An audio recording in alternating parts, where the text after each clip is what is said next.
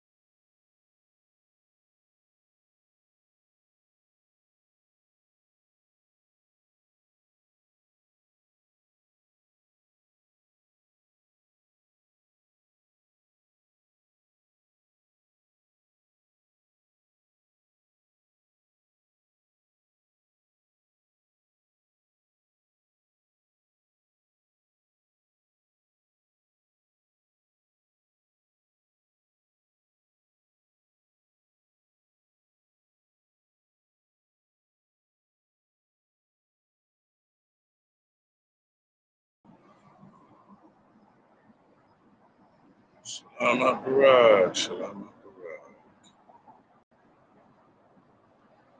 We were interrupted in the middle of a stream. I need to finish what I was reading. It's very important. Get back started.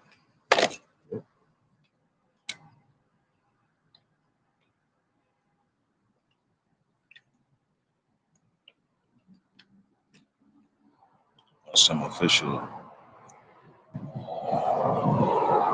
scooter crew business. Yeah, apparently the Wi-Fi is going to be off at the house for about a couple of days, so you might see me at this spot, or there's another spot down the road.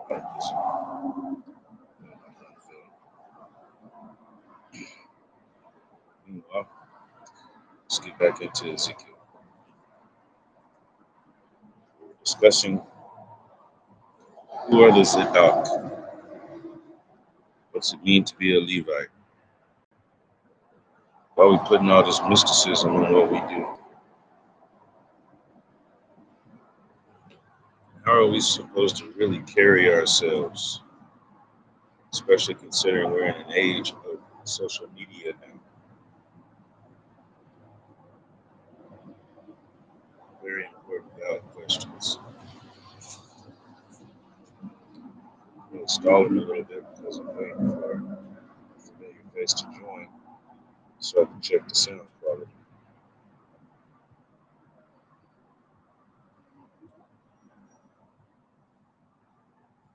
However, that book will travel.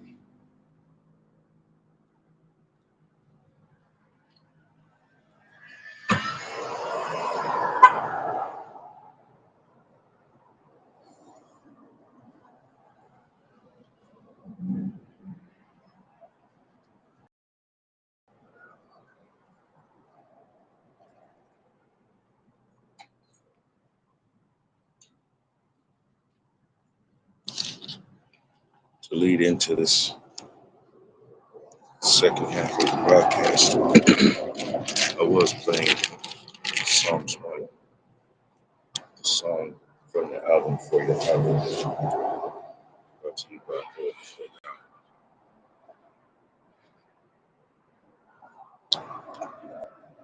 Go to Ezekiel 40, somewhere around 42 or 40.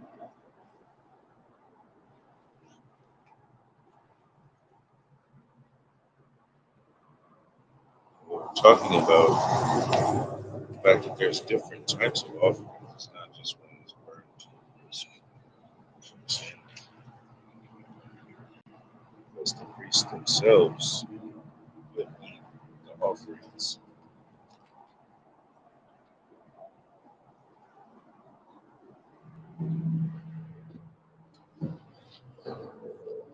That was their form of sustenance. In exchange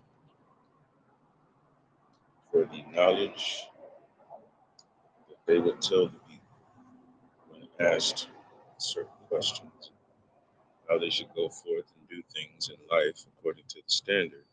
In exchange, they would be informed when they had committed a sin, and certain things would have to be done to expunge the sin.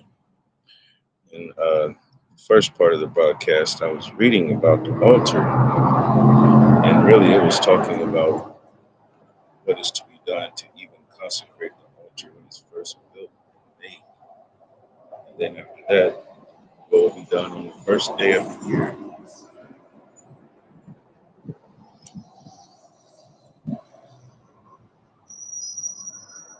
Because shortly after the first of the year, you have there's a feast of days, 7 Yom. I'm here to tell you something. The word week is not in our week derives from the word wake, W-E-I-K.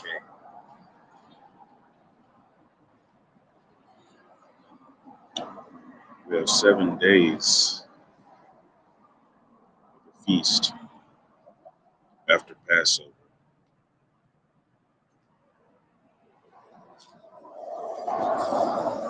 So I'm looking at this, we're at Ezekiel 43, 1 through 18, first day of consecration.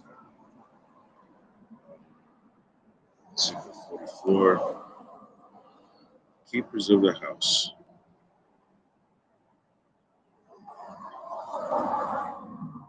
Here we go. This is where we need to be. This is where we were stopped earlier.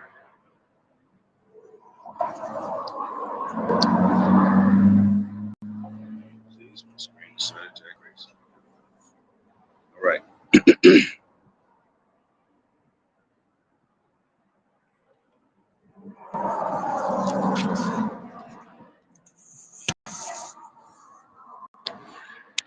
About to take these earpods off. Just use speakerphone.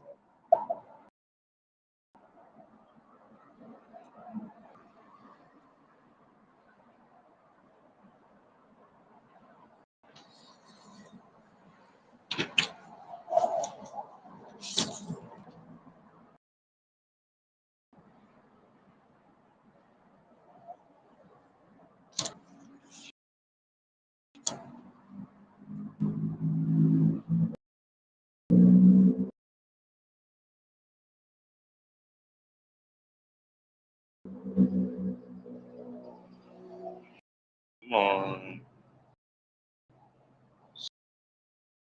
Being stubborn.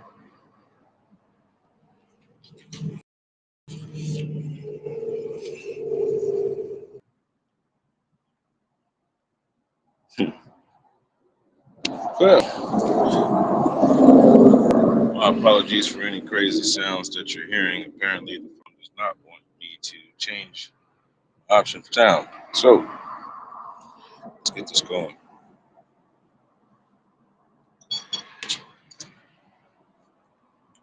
Then he brought me back the way of the gate of the outward sanctuary, which looketh toward the east, and it was shut.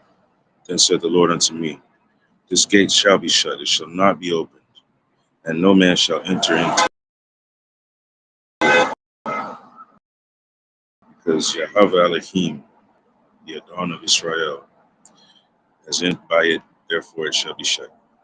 It is for the priest in it to eat bread before Adon.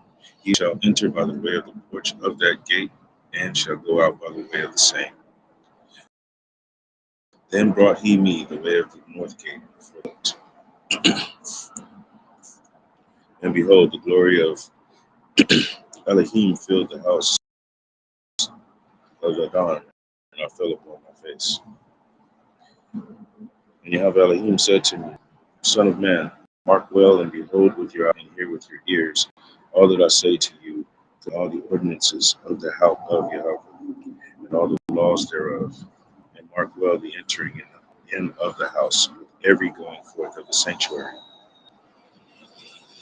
You shall say to the rebellious, even to the house of Yahasharael, this says Yahweh Elohim, O you, house of Yahasharael, let it suffice you of all your abominations, in that you have brought into my sanctuary strangers, uncircumcised in heart and uncircumcised in flesh, to be in my sanctuary, to pollute it, even my house, when you offer my bread,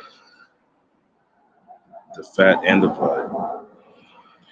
And they have broken my covenant because of all of your abominations. And you have not kept the charge of my holy things, but you have set keepers of my charge in sanctuary for yourselves. They've broken all the covenants, broken all the laws, desecrated the temple. The Levites in it. Thus saith Yahweh, no stranger, uncircumcised in heart, uncircumcised in flesh, shall enter into my sanctuary, of any stranger that is among the children of Yahshua. And the Levites that are gone away far from me in Israel, astray, which went astray away from me after their idols, they shall even bear their iniquity. Yet they will be ministers in my sanctuary, having charge at the gates of the house, and ministering to the house. They shall slay the burnt offering and the sacrifice for the people, and they shall stand before them to minister to them, because they ministered to them before their idols, and caused the house of Yahashua to fall into iniquity. Therefore have I lifted up my hand against them, saying, Yehovah, and they shall bear their iniquity. Keepers of the house. They shall not come near to me to do the office of a priest to me, nor to come near to any of my holy things in the most holy place, but they shall bear their shame and their abominations which they have committed. But I will make them keepers of the charge of the house, for all the service thereof, and for all that shall be done therein. But the priests of the Levites, the sons of Zadok, that kept charge of my sanctuary when the children of Yahashua went astray from me, they shall come near to me to minister to me, and they shall stand before me to offer to me the fat and the blood, saith Yahweh. They shall enter into my sanctuary, and they shall come near to my table to minister to me, and they shall keep my charge. And it shall come to pass, rules concerning the priests. We're in Ezekiel 44:17 now. And it shall come to pass that when they enter in at the gates of the inner court, they shall be clothed with linen garments, and no wool shall come upon them, whilst they're in the gates of the inner court and within. They shall have linen bonnets upon their heads, and shall have linen breeches upon their loins. And when they go forth into the utter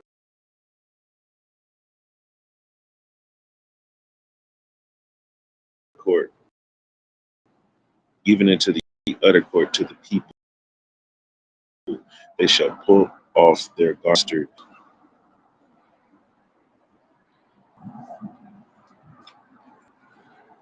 So that one again, just in case, because I saw the notification. And when they go forth into the utter court, even into the utter court to the people, they shall put off their garments, wherein they minister in the holy chambers, and they shall put on other garments, and they shall not sanctify the people with their garments. There were different arraignments to wear when ministering with people, and then when actually preparing for sacrifices and things like that. Different levels, even through the temple itself, different ways of wearing your clothes, different times of cleaning up, going forth with certain tasks. One thing is a ceremony. Neither shall they shave their heads, nor suffer their locks to grow long. They shall only pull their heads. Neither shall any priest drink wine when they enter into the inner court. Neither shall they take for their wives a widow, nor her that, but they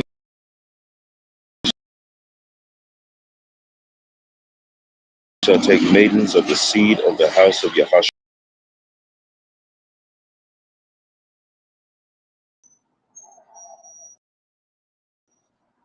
And they shall teach my people the difference between the profane, and cause them to discern between the unclean and the clean. And they shall hallow my Sabbaths. Dead person to defile themselves for father or for mother, or for son or for daughter or sister that have no husband, they may defile themselves. He is cleansed, they shall reckon unto him 7 days. And in that day that he goeth into the sanctuary,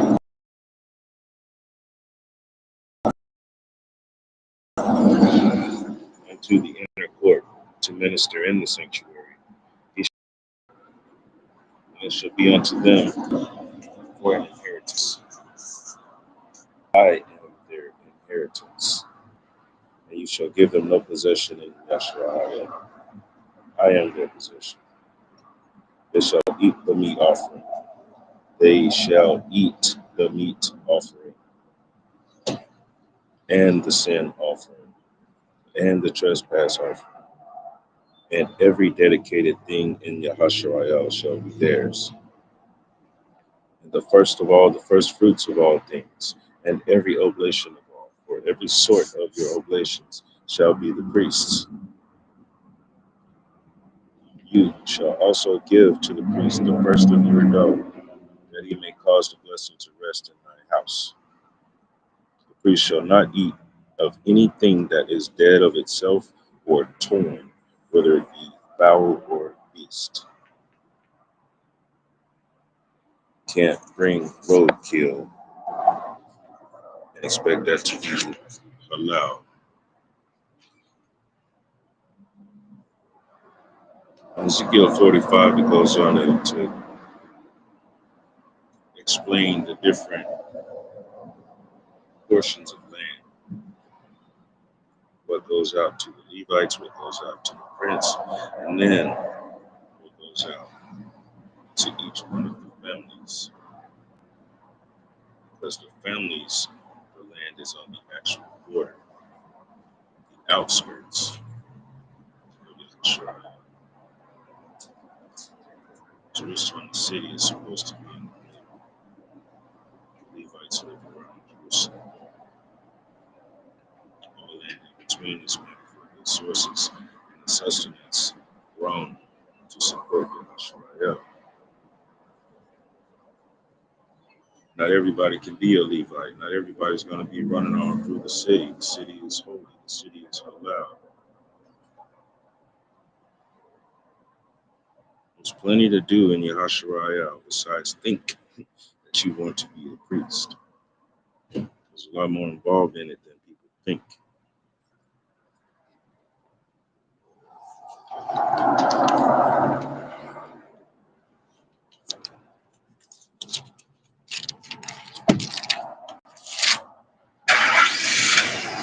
Borders of the land, that's all the way over in Ezekiel 47, 47:13. Talks about the daily offerings. 46:13. Places for cooking the offerings. 46:19. 47, there's an eastward flowing river. That river flows into the Dead Sea and actually causes nourishment of the wildlife where the river connects, because the water itself is sanctified, flowing out from beneath Jerusalem. Meaning everything that's going on with that city is producing halal, tabah, what is holy. This was a vision.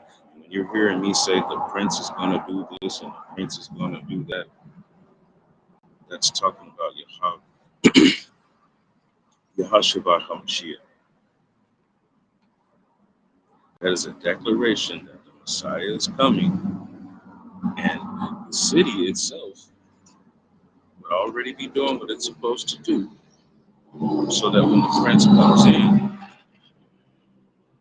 and takes that specific to the east, where only the prince can be, because it is the presence of where Yahweh Elohim has come through.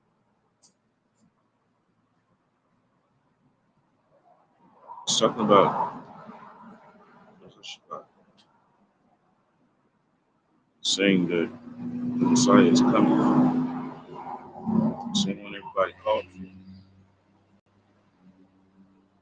Now, oddly enough, when Yahshua came, everybody was still bowing down to Romans. It took a Roman centurion to tell the people, hey, I believe in what this man is talking about. I believe he's the king. As a matter of fact, I believe he can heal. I need him to heal somebody that is dear to me, who is of his people. Same thing that you wake up every day asking for and pleading for. What are you doing to prepare a place? Yahshua is not going to come back to sit around in your filth. Yahshua is not coming back to listen to you talk about the elephants in the room. There shouldn't be any elephants in your room.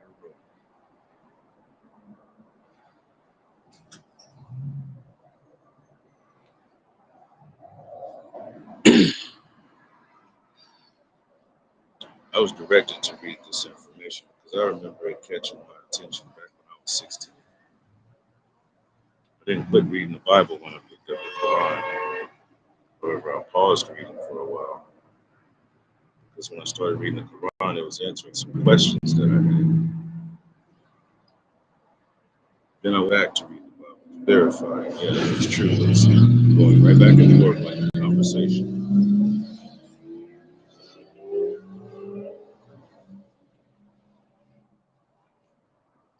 Now you see why I don't do lives outside very often. It's enough to deal with the noise in my domicile.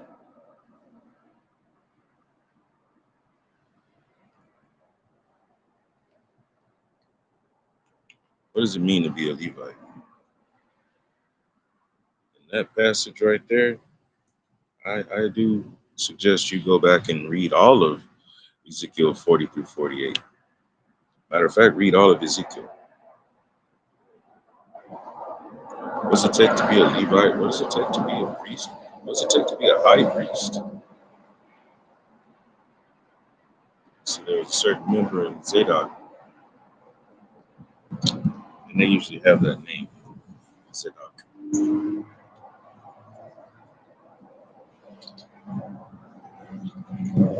He helped both King David and then later on his son Solomon.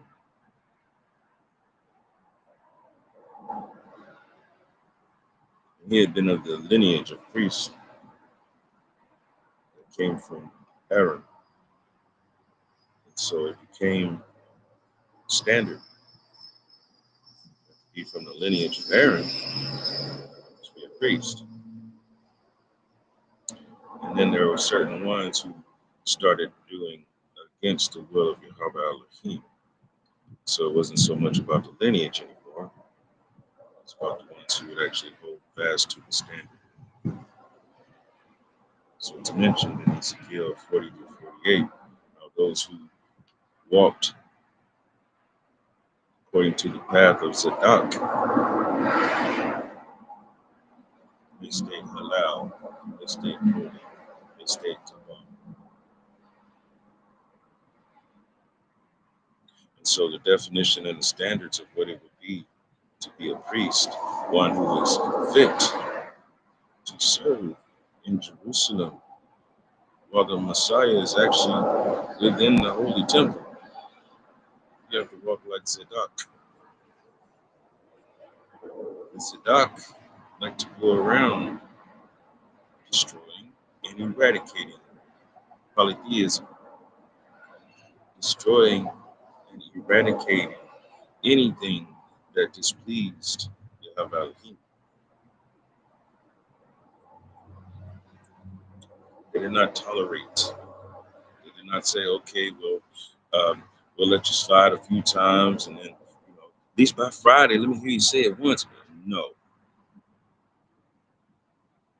you can get kicked out of the kingdom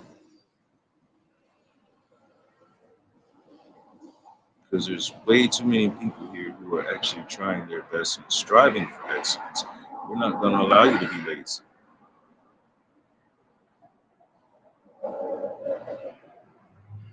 What does it mean to be a leader?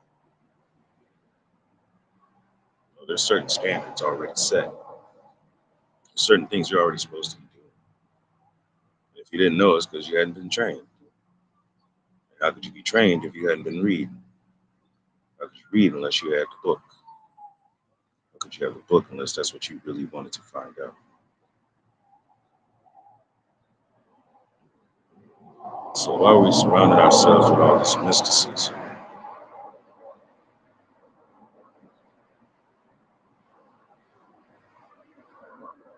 Right now, speaking in tongues is a question that comes up a million times a day. What is speaking in tongues? Is it really all that holy? Is that what we're supposed to be doing? How is it done? What does it mean? Is it accepted?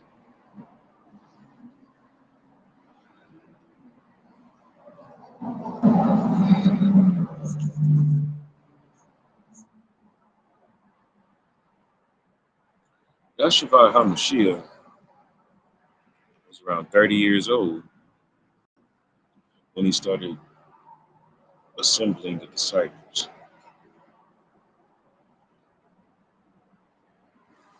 Go to your Bible.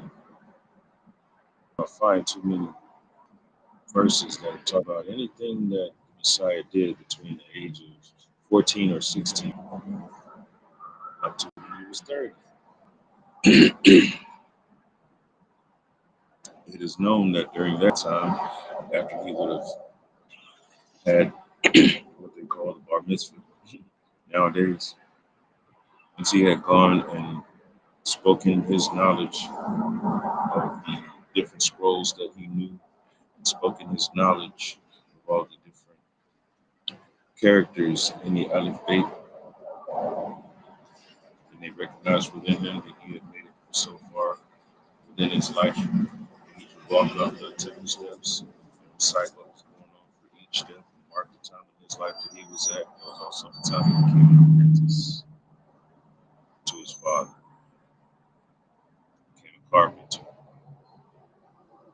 Now, we don't know all about what he built. We don't know where all he went. Because I'm a painter. Does that mean that I'm just going to paint the houses on my street? Does it mean that I'm just going to paint the houses in my town? Or am I going to go wherever a painter is needed? That involves travel. When you travel places, you come across different cultures and different dialects of your own language. A person in America who's in New York, they didn't have a relative who's from Mississippi. If they went down to Mississippi and talked to a stranger trying to figure out how to get around, they would be lost because even though both people would be speaking English towards each other, they would not be speaking the same English. Saying similar words, phrasing them different, chopping off certain sounds, abbreviating words, adding new colloquialisms. It's still English. And then you might notice while you're traveling around, people are from different lands and they have completely different languages.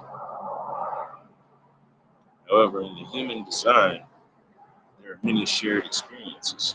And one of those is questioning whether or not there is a higher power. Some resolve to say, well, no, because I haven't seen any signs. Others say, well, I search desperately for the signs. I want to see them. I want to see the higher power.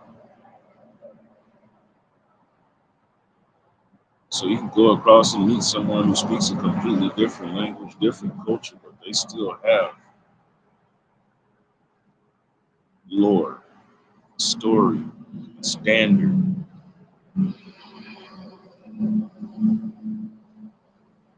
Where I'm from, I was taught that there were 7 different books that were handed out to 7 different families. It was the same book.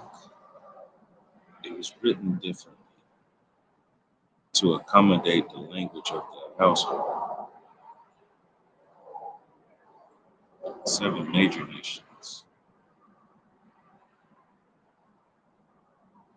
who learned the standards of Adam. And Adam's standards came from the Qur'an, where I'm from.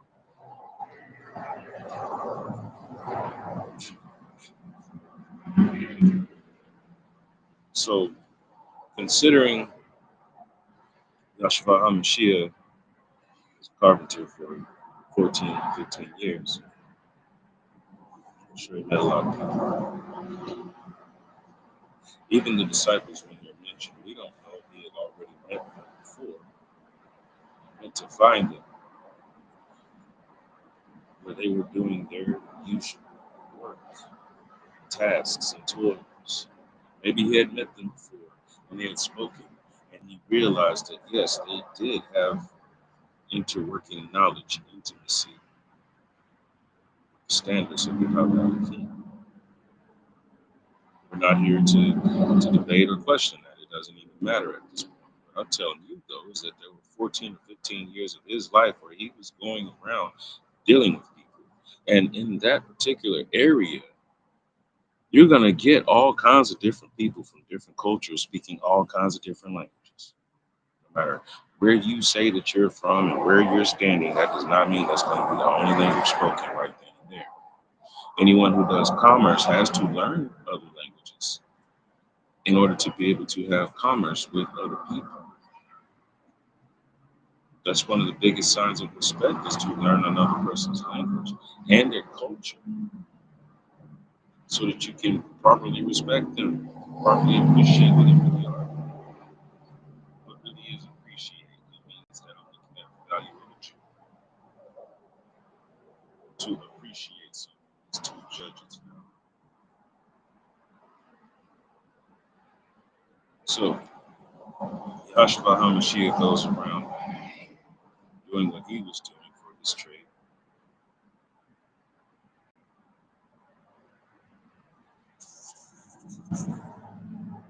Then there's the disciples who were doing what they were doing for their trades.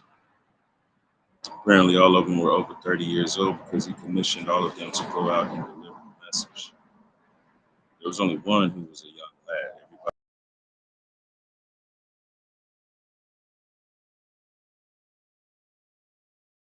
Everybody else was getting trained so that when we know they were over 30, they only spoke one tongue and one dialect.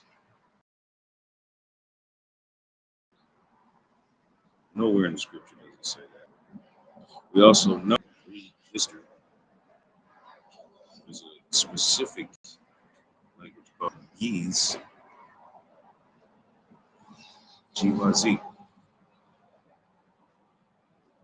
Giz was language used to record all records, whether it was religion or if it was accounting for how much wheat was gathered, how much oil. Giz. Giz was the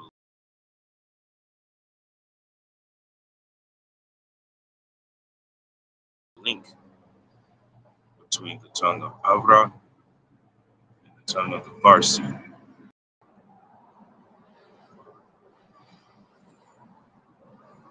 Person who was in Yahashua would have dealings with somebody who's from Kemet, and may also have dealings with somebody who is from somewhere in the Arabian Peninsula from Farsi. How do I know this? Because the outer eastern border of Yahashua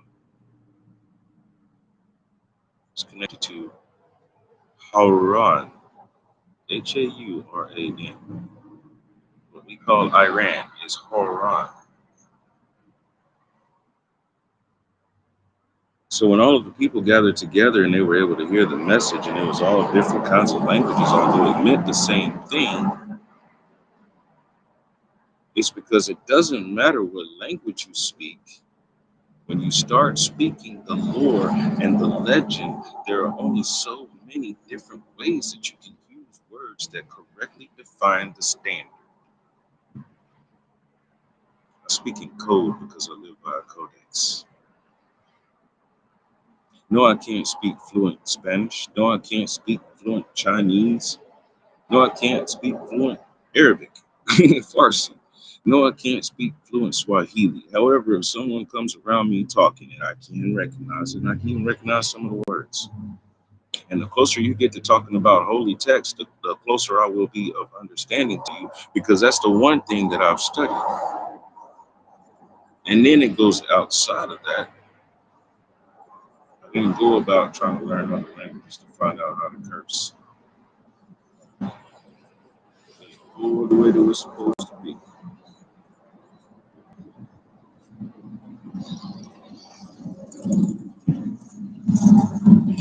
Speaking in tongues is only allowed when somebody else understands what you're saying. Otherwise, it's the blind leading the blind or the deaf leading the blind, and so on and so forth. Everybody winds up in a gutter, and the Messiah walks on. That is not part of the standard. Nowhere does it say that the Messiah started speaking and no one understood what he was saying. It was unheard of. No, it says that everyone was able to understand it in their native mother tongue.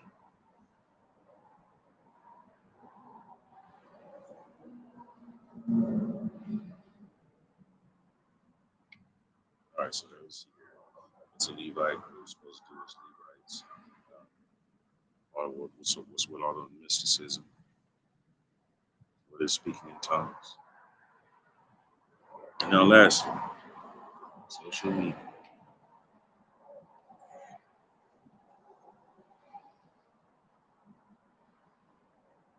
There's a difference between a farmer's market and going to the supermarket.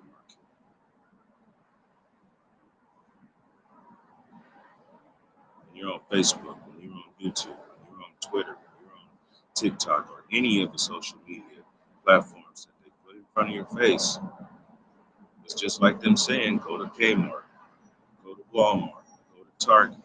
When's the last time you actually saw a commercial that said, go to the farmer's market?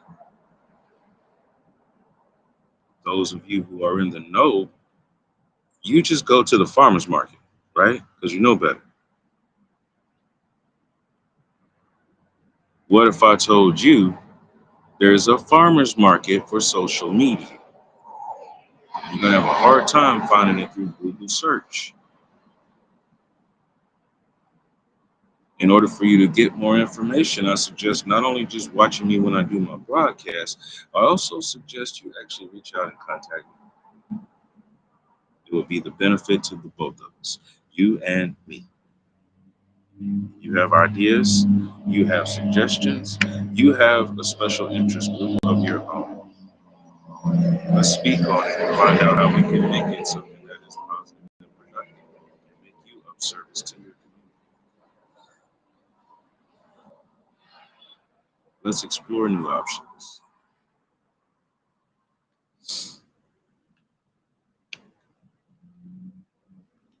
There are certain people who I am minting cryptocurrency coins for. It's not meant for them to just hold on to the coin. It's access tokens, ways for you to actually get into the farmer's market. And all you have to do is just hop into the vehicle. I'm expecting you to eventually assign your own vehicle. However, I'm handing you the keys to a vehicle. Each and every one of you will have your own coin and you will have a vehicle. Everything that you do on Facebook, how about you do it on Web3? Facebook is Web2. How about you do it on Web3, and every time you post up something, instead of people just giving you a thumbs up like, they actually pay you. They actually invest in your coin. They actually give you some of their coin so that you have investments within them too. The next 2 days, there's crypto and beyond. So we'll be talking about crypto analytics tomorrow, inshallah. And then after that, it's another special interest group. So tomorrow's Wednesday. Wednesday is crypto and beyond. Thursday, I forgot the name of the group, what we're going to be doing. But I do know that it's still going to be discussing cryptocurrency, navigation through Web3 and all of that. So we'll do some hotspot focusing tomorrow and Thursday.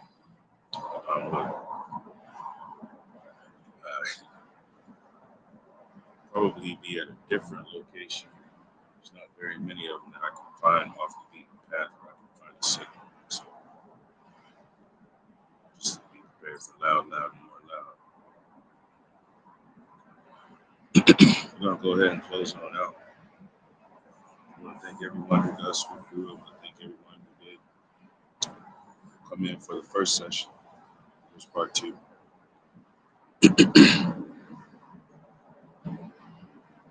You have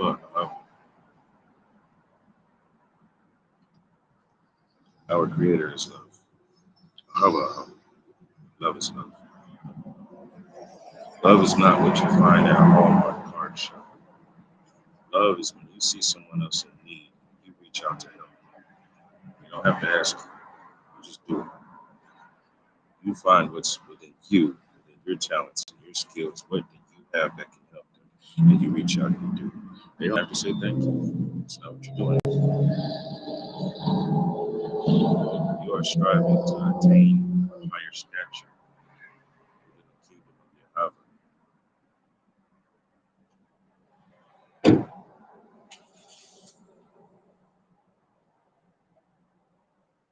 Bavakasha.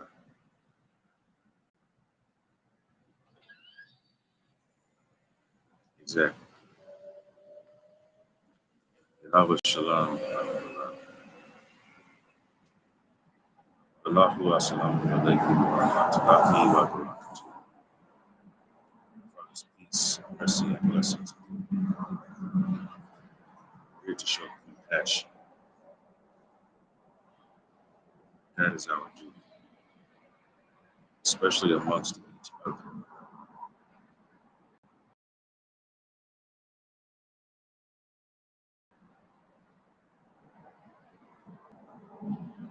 I'm in Taba, I'm into Japanese and Chinese. That's what the way we're supposed to be operating at all times. Hashtag kindness is contagious. Go out there, do a random act of kindness, and be the reason why somebody else has a smile on their face. Father's peace be with you.